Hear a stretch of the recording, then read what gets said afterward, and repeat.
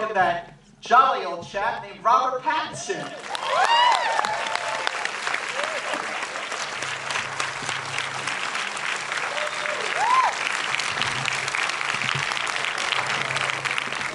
Okay, first of all, I have to say, again, I do these Q&As, I moderate Q&As, I'm a producer for Access Hollywood, and I'm a reviewer for Access Hollywood, and this is one mighty intense movie. And I'd like to ask, starting with you, David, tell me why this was your follow-up to Animal Kingdom. Thanks for coming out. I spent quite a lot of time after Animal Kingdom came out, and it felt like my life had turned upside down, trying to work out what to do next. You know, and I felt like I had a lot of stuff to wade through, a lot of not just projects, but possibilities, different ways of working.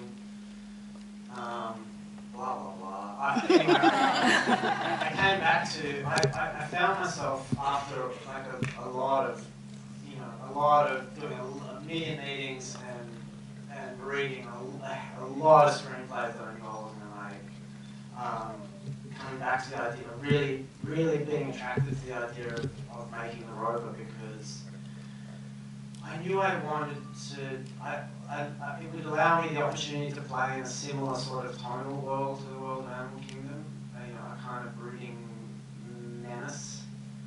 But it offered me the opportunity to do something that was very different on a formal level. Whereas Animal Kingdom is a big sort of a dense urban fabric.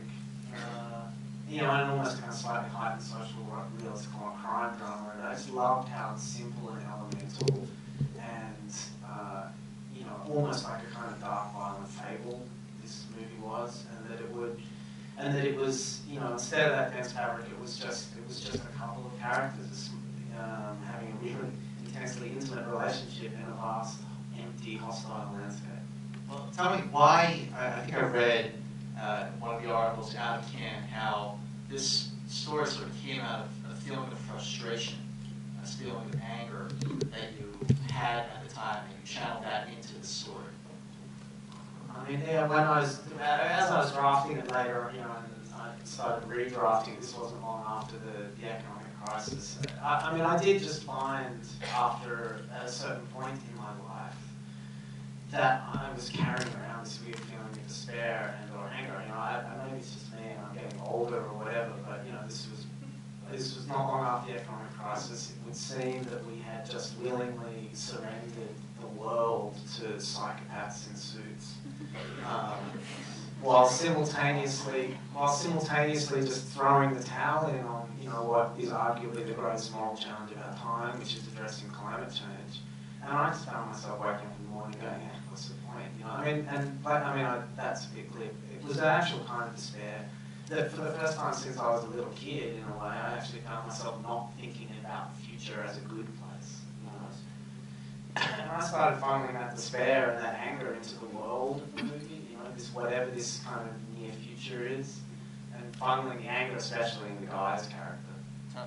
Well, Guy Pearce, who you worked with on Animal Kingdom, he was terrific, exceptionally terrific as Eric. And just tell me what it was like to work with him again. And I understand that you actually wrote the role for him. Yeah, I really love working with Guy. He's a really, just as an actor, he's so beautifully, supremely talented.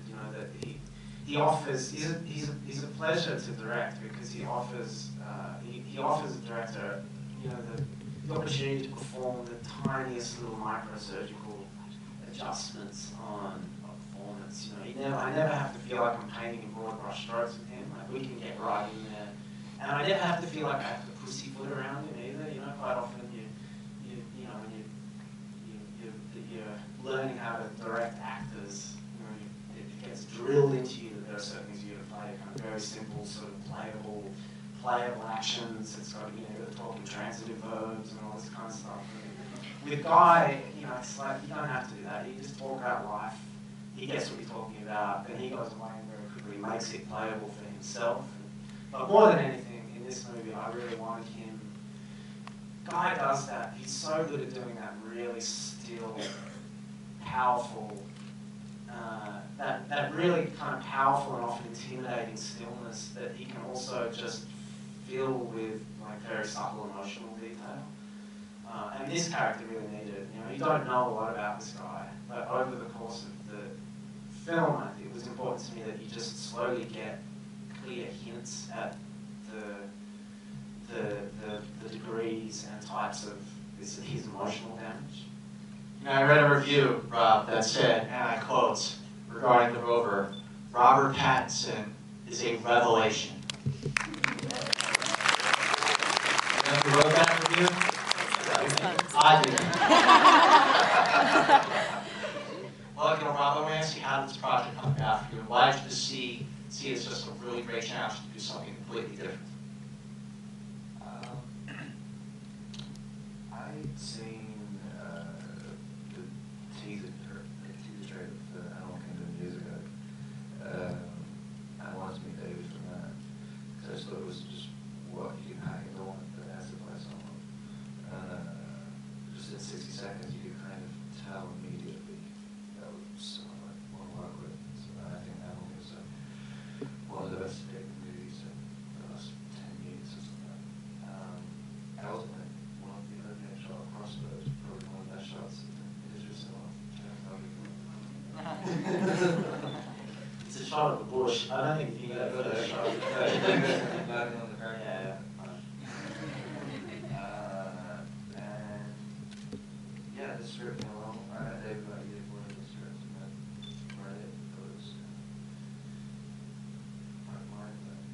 And it's incredibly original and some vicious. I thought it was strangely funny as well. I get where you're coming from. But in terms of like your look at your character, the shaved head, or the buzz cut rather, and the teeth, I mean, is that something that was sort of laid out for the character, or did you do, what else did you bring other than what was written on the page? I don't think there was a character to it, just anything was that. But yeah, it was anything. I don't know, I saw these photos of a bunch of guys, kind of sort of white trashy looking guys. I think that was kind of quite a popular haircut. It still is. In my head, it's like, yeah, I think he's kind of trendy. Well, what about working with Guy? I mean, he's real intense in this movie, and I mean, all it's the two of you together basically the entire time, and that's almost it, other than the people that you guys shoot. So, what was it like spending all that time with him, and you know, sort of pick up from him as an actor?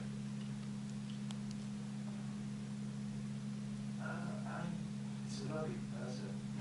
That's how it makes it easier. But I don't know, it's really, really difficult. I mean, it's like a constant force. I mean, there's never any, very, very rarely a time when there's pressure of that stuff. And I don't quite know how he was doing it, so I don't really know what I've learned. I just learned that it's possible. But yeah, you could really feel it even when we're sitting inside in the car. It's still sort of radiating. It's just a vibration. And you kind of feel it, and it kind of provokes tons of reaction. Sure did love dogs. You know, I'm asking David, the intensity, I have not heard or read one review reaction from this movie where the word intense was not mentioned in a good way, because I mean, that's really just to maintain that for the duration of the film. So I understand that you're a fan of John Carpenter, and I was wondering if the work of John Carpenter has inspired you, not just Animal Kingdom, but with the Rover as well. Not really. I mean, I really like it. And I'm sure I absorb everything that I've ever seen by osmosis somehow. But no, I don't. No. I don't think there's never been a moment when John Carpenter has entered my thinking on either of the things. Well, it's been a while. Yeah. I want to ask you too, listen, obviously, as Angelinos, when it gets hot in LA, and it's 100 degrees. Yeah, people say, oh, it's dry heat, but it's still pretty damn hot. And when you walk outside and get in your car and it says 108 degrees, you go, damn, that's hot. But where you guys shot this movie, it got well over 110 degrees.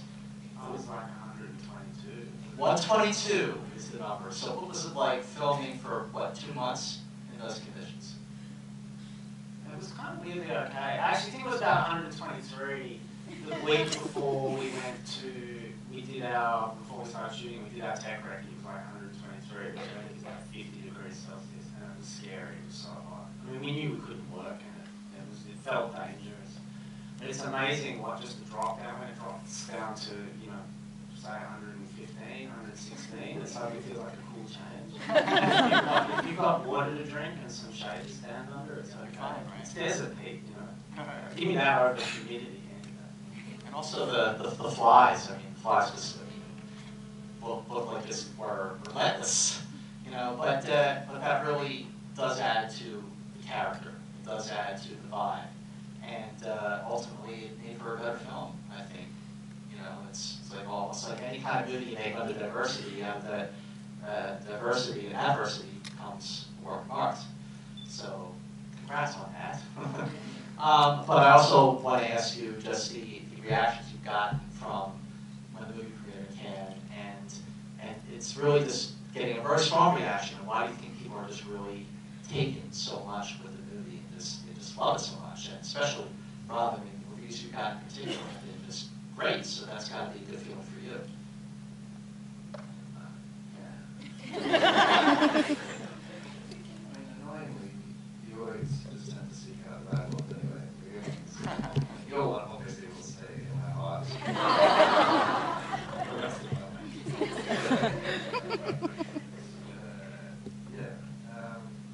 And that's great. It's kind of, it's more about the experience. I mean, the experience, and also just when you see something on the page, which you love so much right from the beginning, I think most of the time you just think, I just don't want to mess it up.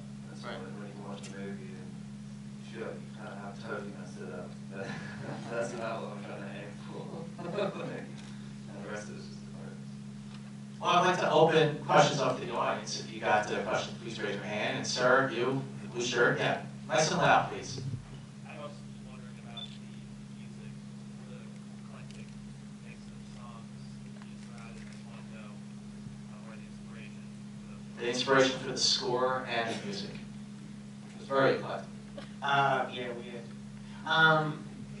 It was, when I'm writing especially, I start building playlists. I can't write with music playing, but it's just, over however many months I'm writing, I'm just constantly thinking about the world of the movie that I'm inventing, and we'll just be building playlists. And those playlists get really long. And sometimes they even involve me diving down, like I go down sort of 7-hour iTunes rabbit holes, listeners who bought this also like this. And, follow that for like 7 hours, you get to some pretty interesting places. And in the course of that, I discovered some people that I really, really loved, like Colin Stetson, who does all that strange saxophone stuff in there, or William Brzezinski, who's this beautiful pianist composer who does these kind of long piano loops that sort of fall apart, and then compositions by a guy named Giacinto Celsi, which is beautiful string stuff, but principally that just feels like metal grating against metal.